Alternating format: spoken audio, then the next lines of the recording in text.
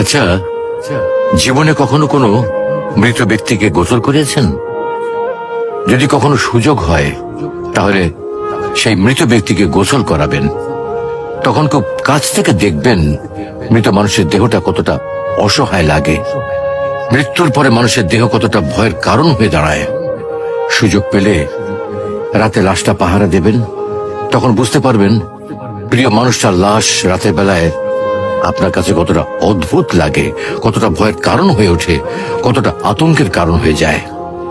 সুযোগ পেলে মৃত ব্যক্তির শরীরে একটু হাত লাগিয়ে কিছুক্ষণ তার স্পর্শ নেবেন। আপনি তখন উপলব্ধির সুযোগ পাবেন এই পৃথিবীতে বিশাল প্রভাব প্রতিপত্তি মৃত্যুর পরে কতটা নির্যাতনের রূপ নেয়। সুযোগ পেলে আপনজনদের লাশ কবরে নামাবেন খুব আগ্রহ নিয়ে।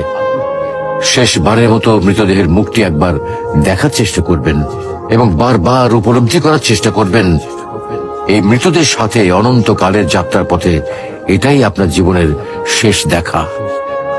সুযোগ পেলে মাঝে মধ্যে কবরস্থানে গিয়ে নীরবে কিছুক্ষণ দাঁড়াবেন। এরপর মনে মনে চিন্তা করবেন জীবনের লাভ ক্ষতির হিসাব। এই মৃত মানুষগুলো এই পৃথিবীতে কি করে গেছেন, কাদের রেখে গেছেন। যাদের রেখে গেছেন তারা কি কখনো এই মৃত মানুষগুলোকে স্মরণ করার জন্য কবরস্থানের আশেপাশে একটি বারের জনকে দেখতে আসে?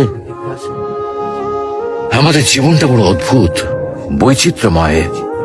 আমরা এর জন্য ওর জন্য, ধন সম্পদের জন্য, ঐশ্বর্যের জন্য, বাড়ি গাড়ি টাকা পয়সার জন্য কত মায়া দেখাই, আগ্রহ দেখাই, আরো চাই আরো চাই আমাদের।